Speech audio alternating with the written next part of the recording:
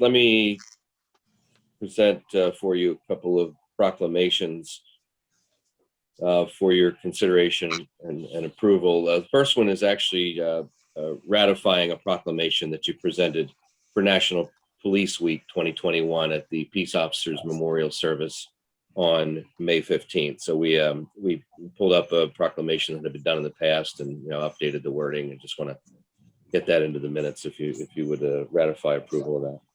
Okay. Motion to approve the Police Officer Week proclamation. I'll second the motion. It's been moved and seconded, and this proclamation was read publicly at that event. Any questions? If not, all in favor, please indicate by saying aye. Aye. Aye. Opposed, same sign. So moved. Okay.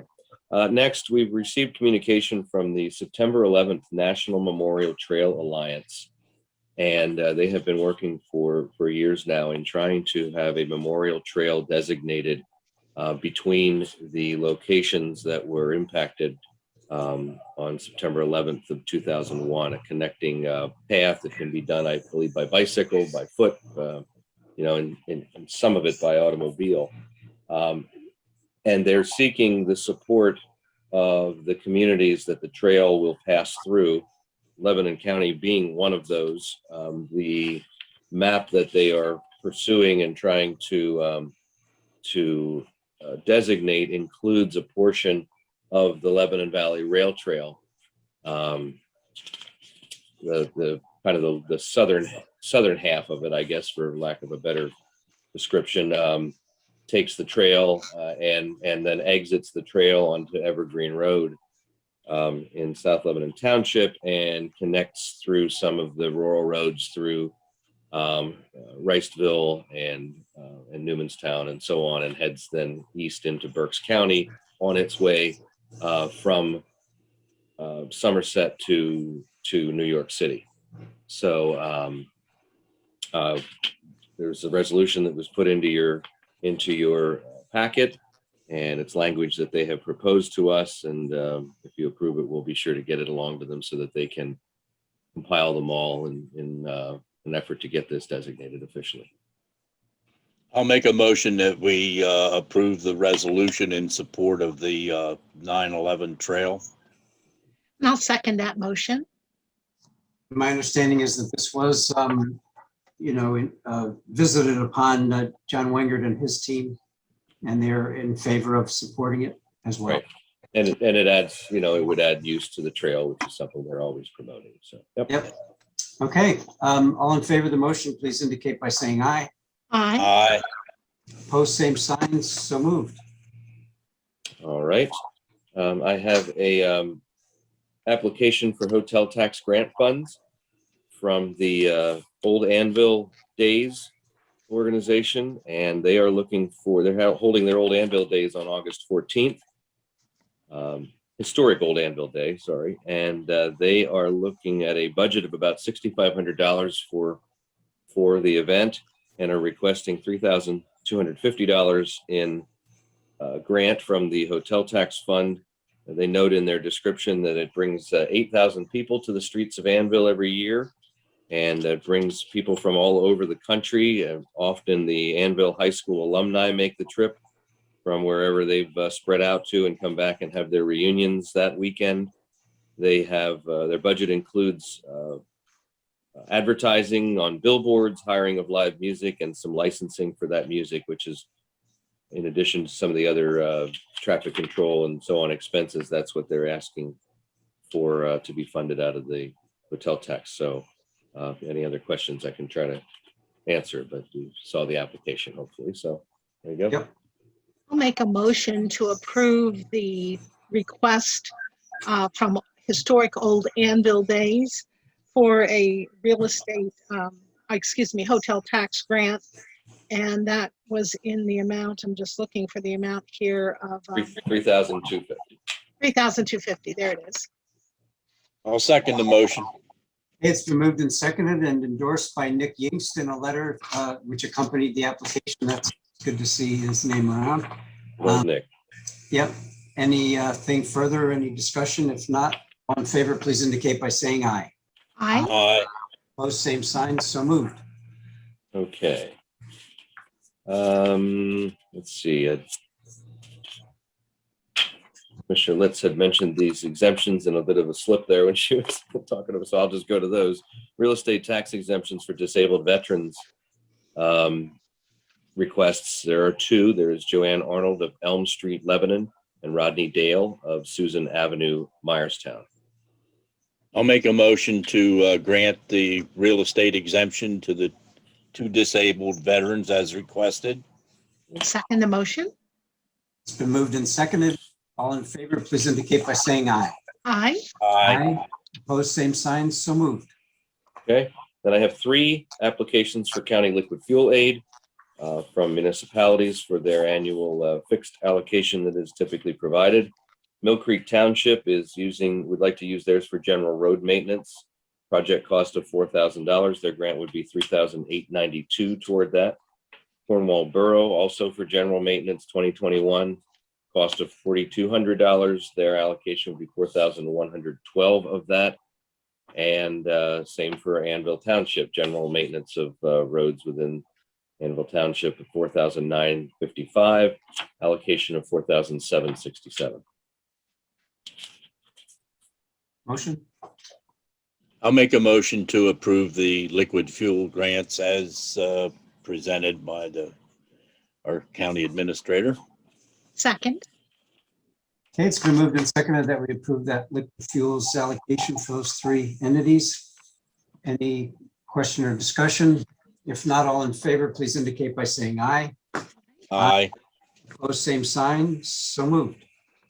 Okay. Have a number of contract agreements from the Community Action Partnership, a mixture of medical assistance transportation program and also related to the emergency rental assistance program. Let me separate them here myself first. Okay, I'll start with the emergency rental assistance program. There's an agreement between, and these two are alike, but they're separate agreements between the county and Lebanon County Christian Ministries, and LCCM would be assisting with the delivery of payments from the emergency rental assistance program. They would be, their task would be payments for utility assistance. They're also helping us with, you approved a contract before, helping us with the transactions for actual rent assistance. This is for payments to utilities at $30 per transaction that they would charge. And it's anticipated that they would, over the course of the program, earn approximately $56,000 in administration costs for the doling out of $3.5 million. So would ask your approval on that one. Make a motion to approve the contract with LCCM. I'll second the motion. It's been moved and seconded that we approve that contract. Any comment or question? Hearing none, all in favor, please indicate by saying aye. Aye. Aye. Opposed, same sign. So moved. Okay, next I have two contracts for the emergency rental assistance program with individuals who will assist with the delivery, basically the case management portion of shepherding the applicants through the process. There's one internal employee who is assisting with that, and Sam would like to add these two individuals for the assistance, and they are Lillian Morales and Phyllis Holtree, both of whom are former employees of Community Action Partnership, familiar with this type of case management, and he is seeking their assistance at $33 per hour for not more than 25 hours per week. This will be most of the, I would say, the heavy lifting of the case management for this program. It falls within the administrative allowance that the program allows. Jamie, I'm sorry. I got Lillian Morales. I couldn't understand the second name. Phyllis Holtz. Phyllis. Oh, thank you. Yep. All right, Mr. Chairman, you ready for the motion? I am. All right, I will make a motion that we hire the 2 employees as presented at $33 an hour to help with the rental assistance, processing the rental assistance program.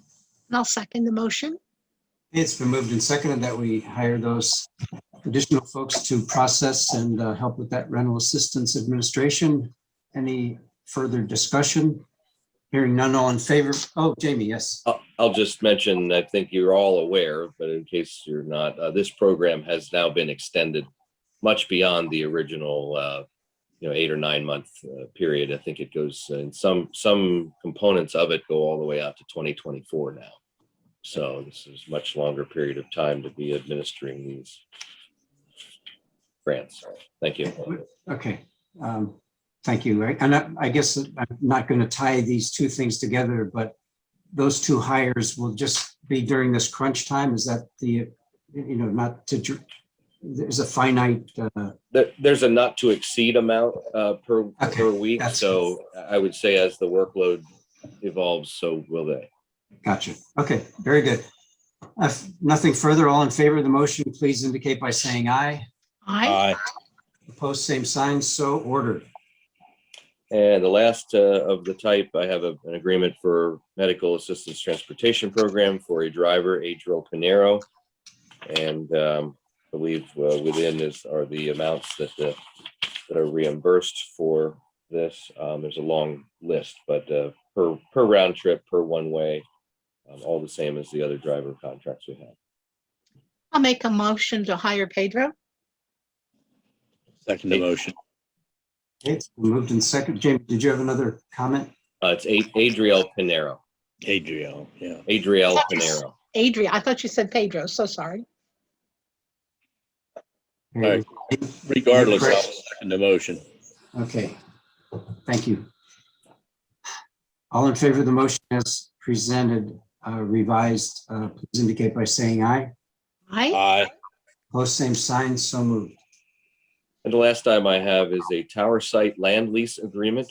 We have been working on this agreement for probably the better part of a year now with Forever Media, which you'll recognize probably as the owner of what was WLBR and WQIC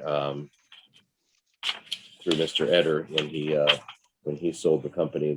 So Forever Media is the contractor or the lessor, and they are interested in locating a broadcast tower on one of our 911 tower sites, which is in East Hanover up on top of the mountain. We own a 26-acre parcel there. We probably have that for about 12 or 15 years now that we have that parcel, and we have one tower on it. They would like to locate a broadcast tower, I believe, to be able to broadcast more toward the north from the top of that mountain, because it looks toward Schuylkill County. It's Schuylkill to the north, Lebanon to the south of the top of that mountain. So anyhow, Bob Dowd had been in communication with them. We engaged Tom Long, assistant solicitor, to go ahead and start to draft up an agreement. This went back and forth a considerable amount, but we have arrived at this Tower Site land lease agreement to propose to you. They would be responsible for all of the constructing of their tower for their use. This would not be on our tower. It would be separate and apart, and there's plenty of room there to do so. And the term would be $7,000 per year. In general terms, for the taxes, because anytime you have an income on a property, it becomes a taxable, we would split the amount of the tax in half with Forever Media. And that's kind of what held us up. We went back and forth a long time on that. And we did some comparisons with other types of leases. Often the landowner is responsible for the whole tax amount. So that's why they were a little hesitant and ultimately willing to split it. And the amount we came up with the assistance of the assessment office, these are not quite as, the charges are usually different for a radio broadcast tower than they are for a cell phone tower type. So all told, we believe we've come to a pretty good spot here with this, and would recommend your approval on it, and would provide for a source of income to continue to offset the costs of our tower maintenance. these sites. Commissioner Litz. Yes, Jamie, Mhm. I have been up to that north tower and the road is horrendous. Yep. I was reading some in here, they may make some improvements, but only to their tower. Is this going to increase the expectation of the maintenance of that road for us? No. We don't anticipate they're going to be needing to visit it very often. Initially to get their equipment up there, I would expect there'll be some grading and improvement necessary to get it there, and that'll be their responsibility.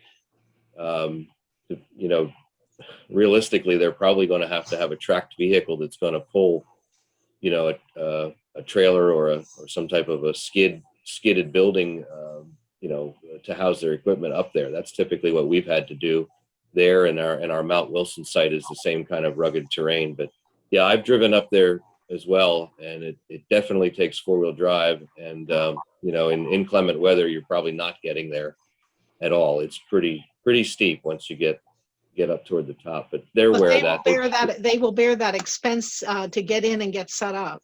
Yeah, and it wouldn't be, it's not as though they're going to build a paved road up there, but it has probably some erosion and off camber places and so on that'll have to be improved in order to get it up there. Okay, just so they've been there and they know what they're getting into. Oh, But- definitely. I have two more. These are easier questions, I think. Well, one is more of a comment. The one is, I was glad to see that there was provisions for dismantling should they ever disappear, because it's very expensive to take down and rid of those sites. But I also think that the tower is a good idea. Do they have a model where they do this in other places? Do you know? I don't know. You mean a model of the tower? You mean what it looks Well, like? Or? that they work with 911 centers to use their sites. Is that something they're looking to expand on, or did they ever I don't do it know. before? You don't know? I don't know. I think they just do studies and see where there's, the best line of sight, and then hope to find somebody owning it that's willing to cooperate. So I'm not sure they're always 911 sites. They may be. I was just curious. But for example, if you go up to our Cornwall site, which is off of 322, it is literally a tower farm. There are probably a dozen different parcels that all have towers on. So, in this case, I think we're the only one there. So I don't know if there's a practice that they take. We were just happy to work with them.